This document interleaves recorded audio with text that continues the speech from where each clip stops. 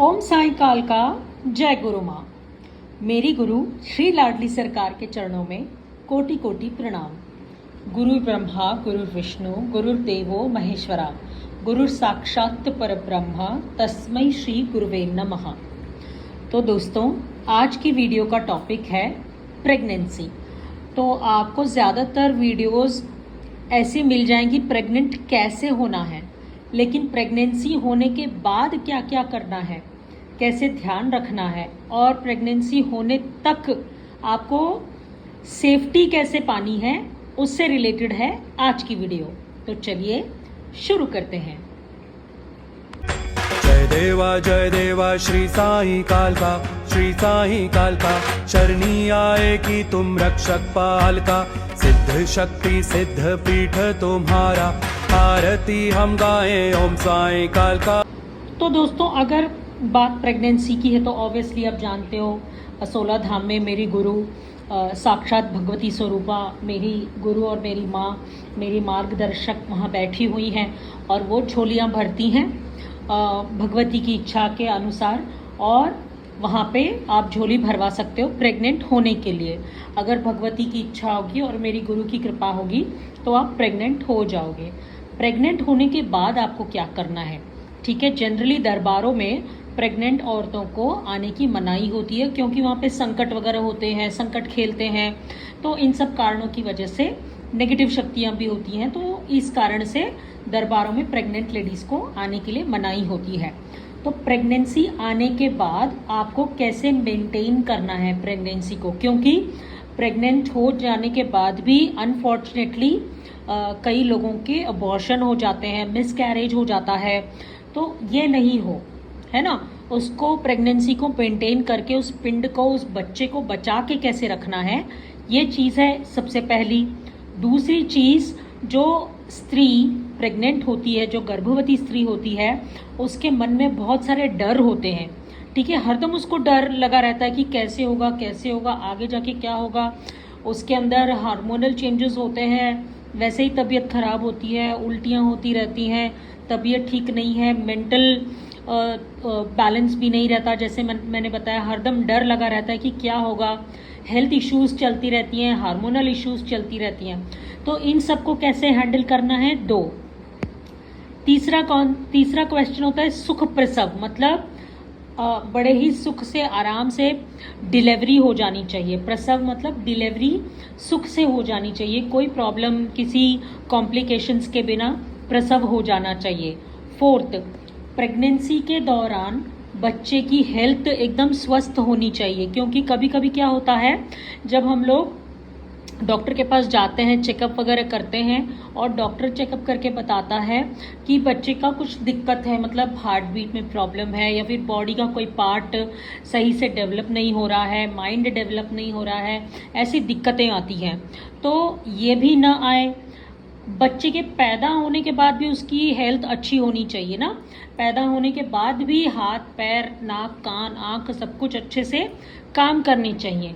तो ये कैसे होगा। और सबसे बहुत इम्पॉर्टेंट, जो भी आपकी संतान होगी उसकी मानसिक प्रवृत्ति अच्छी होनी चाहिए, सात्विक होनी चाहिए।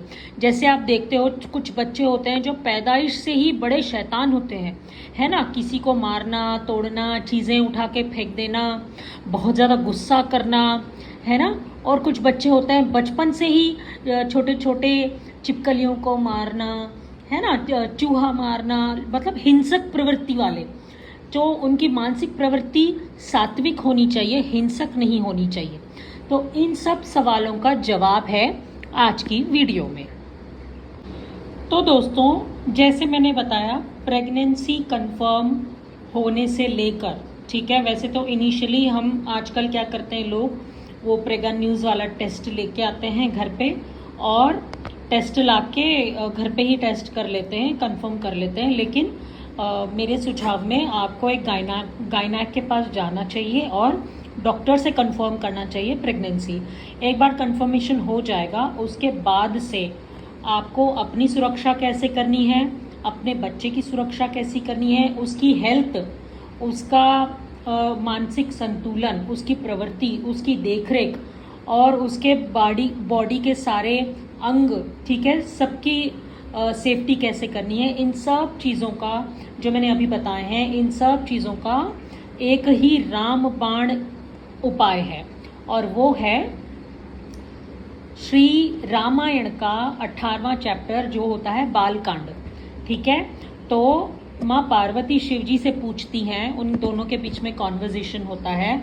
जब माँ पार्वती शिव जी से पूछती हैं कि प्रभु, एक गर्भवती स्त्री अपनी प्रेगनेंसी को, अपने पेट में पल रहे बच्चे की सुरक्षा के लिए क्या करना चाहिए एक स्त्री को, गर्भवती स्त्री को, तब शिव जी माँ पार्वती को कहते हैं कि जो रामायण के अंदर 18वां चैप्टर है बालकांड, जिसमें 58 श्लोकास हैं, ठीक है, उसको अगर प्रेग्नेंट लेडी रोज़ उसका पठन करेगी, मतलब उसको पढ़ेंगी, तो ये सब सारी चीज़ें अपने आप सही होती चली जाएंगी।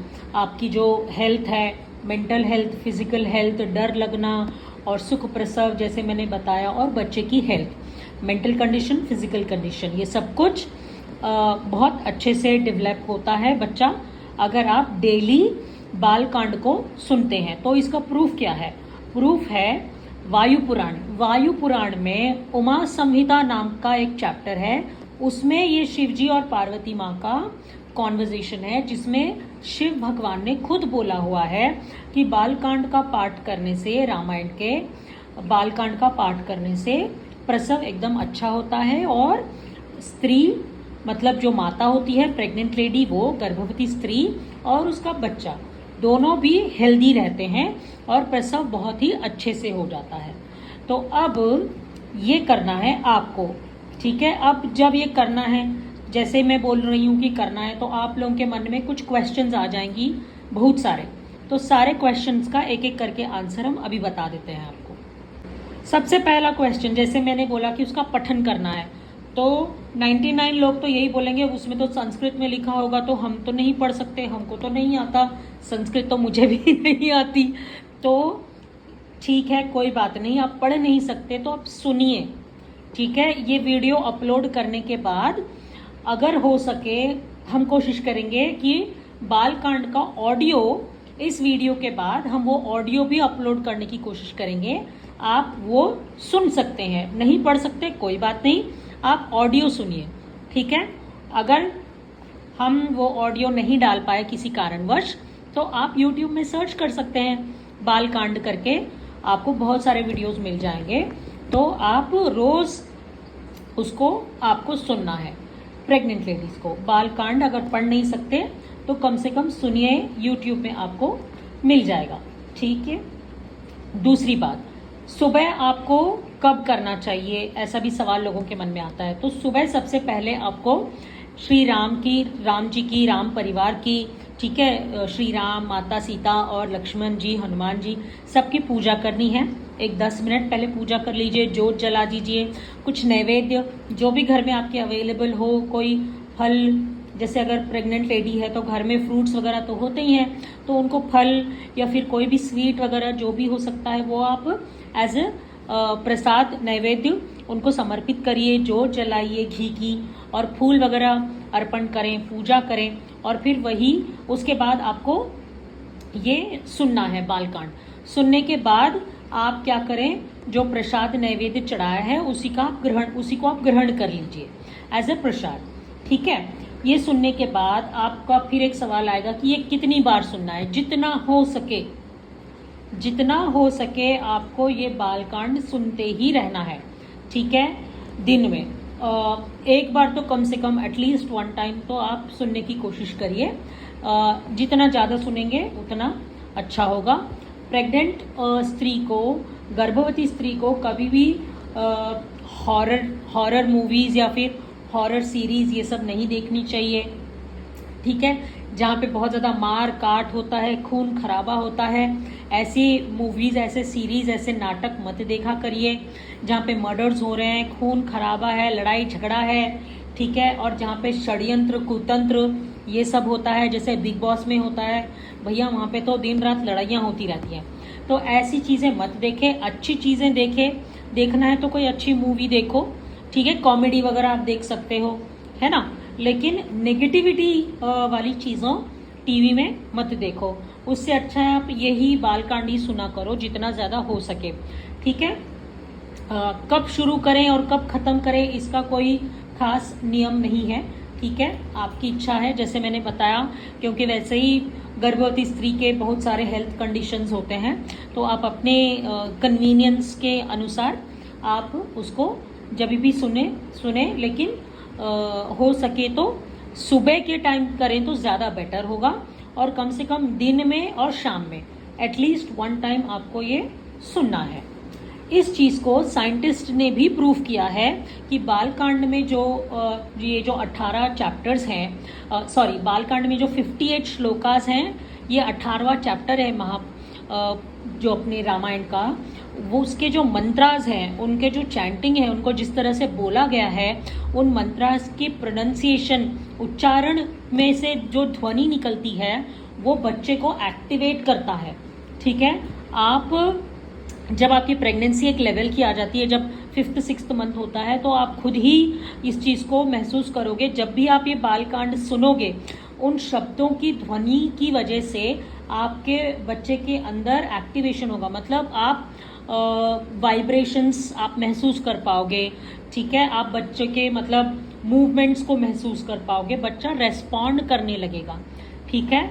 और इवन ये प्रूफ भी हुआ है कि बच्चा पैदा होने के बाद भी, ठीक है, अगर बालकांड चलाया जाता है तो वो सुन के भी बच्चा उसको रेजोनेट करता है, रिस्पॉन्ड करता है, क्योंकि उसको याद रहता है कि प्रेगनेंसी के टाइम जब बच्चा पेट में था तब वो यही चीज़ें सुना करता था, तो वो रिस्पॉन्ड करते हैं।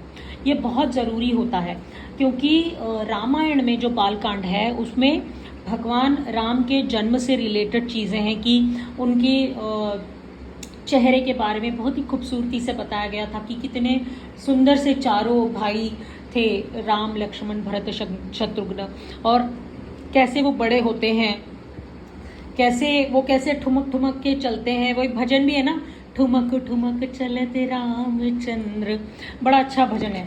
तो ये सारी चीज़ें बालकांड में आपको मिल जाएंगी। तो जितना हो सके प्रेग्नेंट लेडीज़ को बालकांड का पठन करना चाहिए। अगर पाठ नहीं कर सकते तो कम से कम सुनने की कोशिश करिए। अगर इससे भी अलग हट के अगर आपके कुछ क्वेश्चंस हैं तो आप मुझे कमेंट सेक्शन में पूछ सकते हैं। दोस्तों, एक स्त्री के जीवन में गर्भवती होना, माँ बनना एक बहुत बड़ी बात होती है, बहुत इम्पॉर्टेंट होती है, बहुत महत्वपूर्ण होती है स्त्रियों के लिए। हर स्त्री माँ बनने का सुख कभी ना कभी अपने जीवन में देखना ही चाहती है।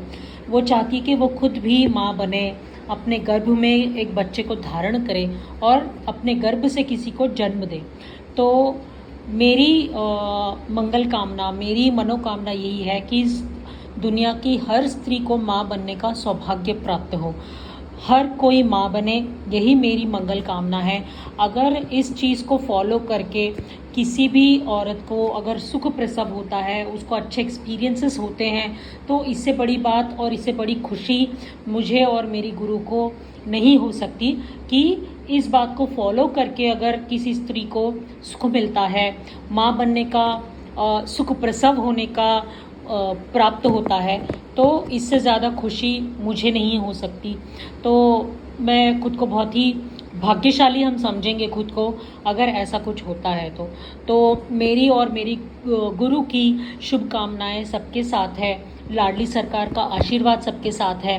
तो जैसे मैंने बताया, और भी कुछ क्वेश्चंस हैं तो आप बिल्कुल मुझे कमेंट करके पूछ सकते हो। दूसरी चीज़, पुरुष भी जिनकी महिलाएं गर्भवती है, उनकी भी ये जिम्मेदारी बनती है कि वो अपनी धर्मपत्नियों का ध्यान रखें, ज़्यादा काम न करवाएं और उनको ज़्यादा बहस ना करें उनके साथ, ठीक है।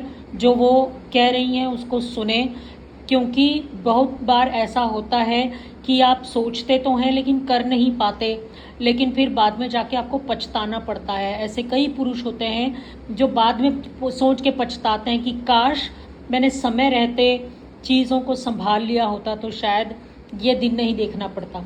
तो ये सबके लिए एक सीख है, पुरुषों के लिए भी।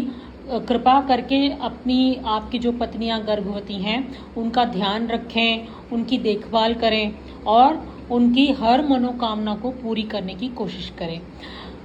इसी मंगल कामना के साथ सर्वे जना सुखिनो भवन्तु। ओम साई काल का जय गुरु माँ।